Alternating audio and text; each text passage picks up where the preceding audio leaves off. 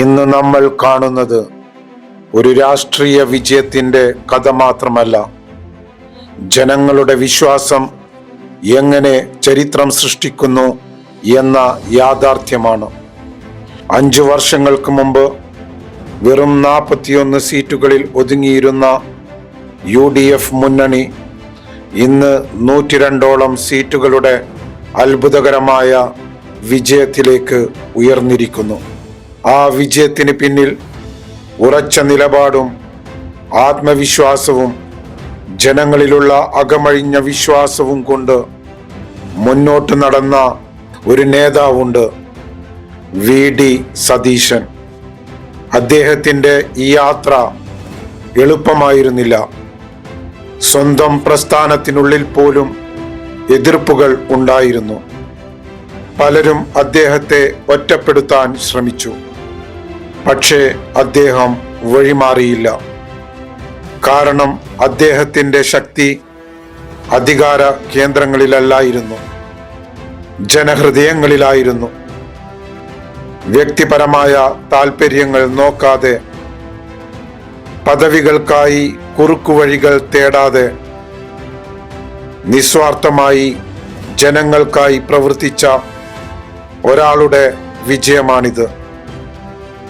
അദ്ദേഹം ഒരിക്കൽ ഇങ്ങനെ പറയുകയുണ്ടായി: ഞാനും നിങ്ങളുമൊക്കെ ഇന്നോ നാളെയോ ഇവിടെ നിന്ന് പോകും, പക്ഷേ നമ്മുടെ കേരളം എന്നേക്കുമായി സമാധാനത്തോടെയും സ്നേഹത്തോടെയും നിലനിൽക്കണം. നമ്മുടെ അടുത്ത തലമുറ ഇവിടെ സന്തോഷത്തോടെ ജീവിക്കണം. ആ വാക്കുകളിൽ തന്നെയുണ്ട് VD സതീശൻ എന്ന മനുഷ്യന്റെ രാഷ്ട്രീയം.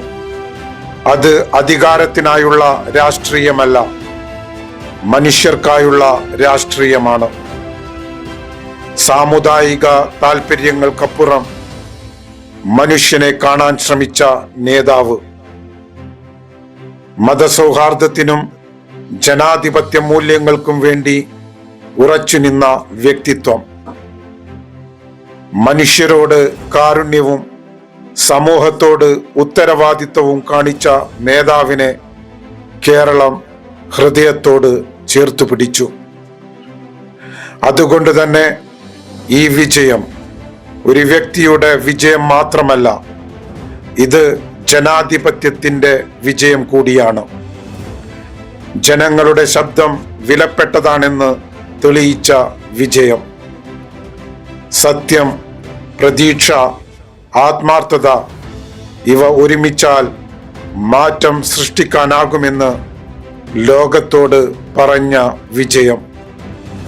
കേരളം ഇന്ന് വീണ്ടും അത് തെളിയിക്കുകയാണ്. രാഷ്ട്രീയ കളികളിലൂടെ ഒരാളെ തോൽപ്പിക്കാം, പക്ഷേ ജനഹൃദയങ്ങളിൽ ജീവിക്കുന്ന ഒരു നേതാവിനെ ഒരിക്കലും തോൽപ്പിക്കാൻ കഴിയില്ല. ഇന്ന് ശ്രീ VD സതീശൻ ഒരു രാഷ്ട്രീയ നേതാവ് മാത്രമല്ല, പ്രതീക്ഷയുടെ പുതിയ അധ്യായമാണ്.